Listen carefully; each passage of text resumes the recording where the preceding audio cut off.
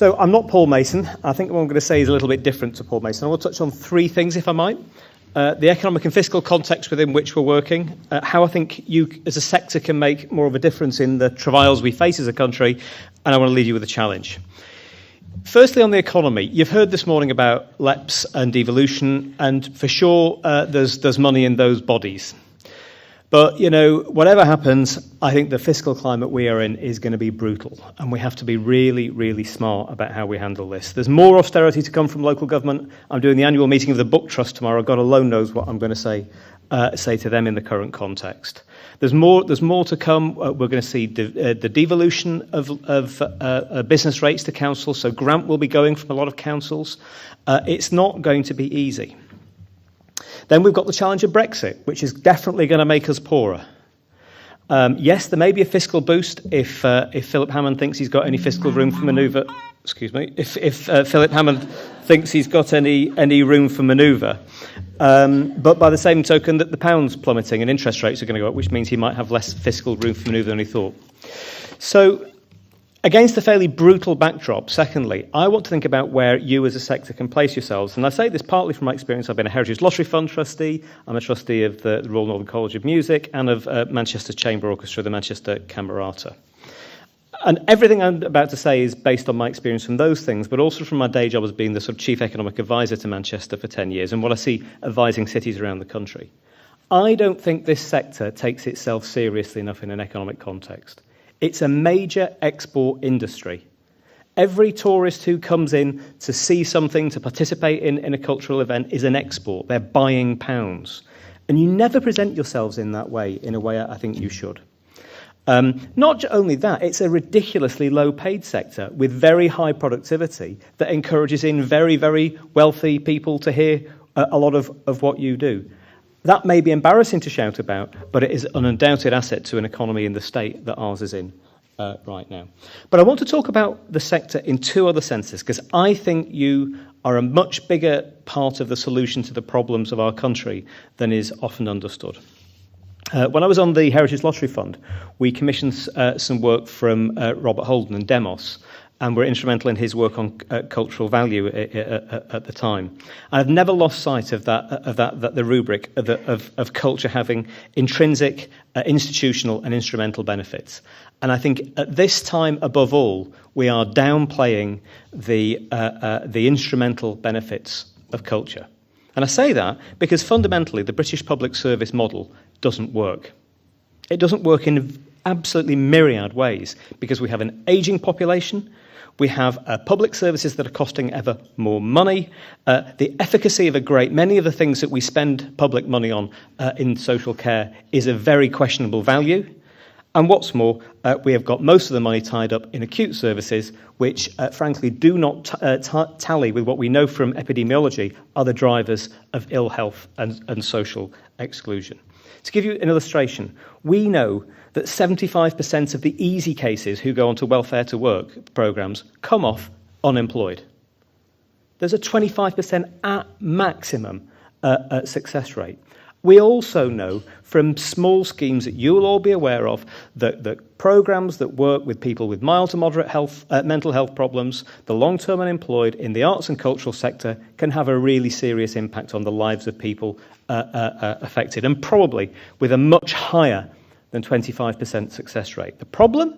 You never evaluate it. There's never enough really serious econometric evaluation to prove that, frankly, what you do is of more value to society, more value to the exchequer in instrumental terms than what the welfare to work industry does.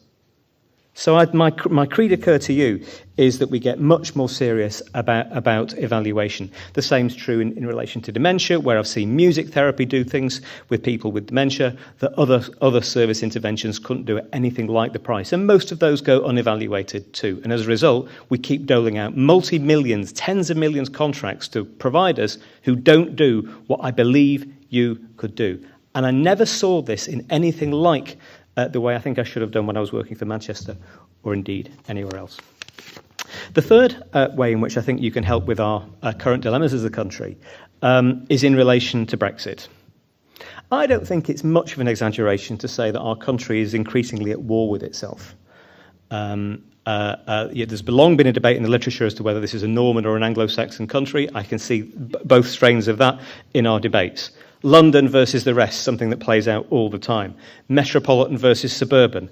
Scots versus English. Liberal versus authoritarian, which I think is going to be an increasingly strong strain in our current debates. Brexit versus Remain. Today, a petition has been launched, though thankfully the person who produced it, a Conservative politician, has been suspended from his party, which suggests that there should be a debate in Parliament that anybody promoting membership of the European Union should be guilty of treason.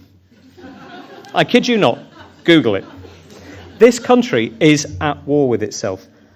And I think one of the things that I want from the cultural sector is help, alongside what we do in the economic and social sphere, to really try and navigate what I think are going to be some very, very troubled waters in the period ahead. Because arts and culture and heritage should help us connect with ourselves, with who and what we are.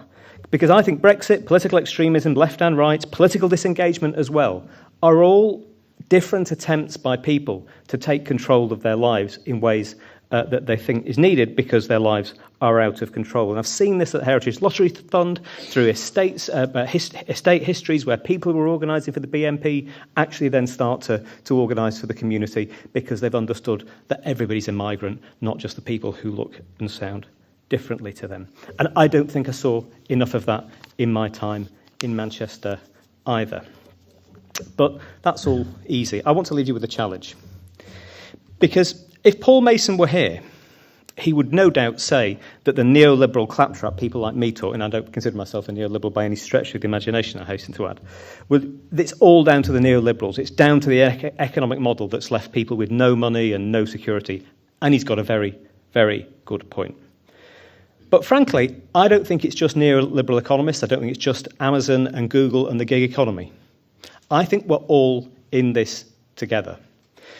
I'm writing a book at the minute on cities. It'll be available it'll be available on Amazon in the new year. And you can follow, indeed, if there are any left.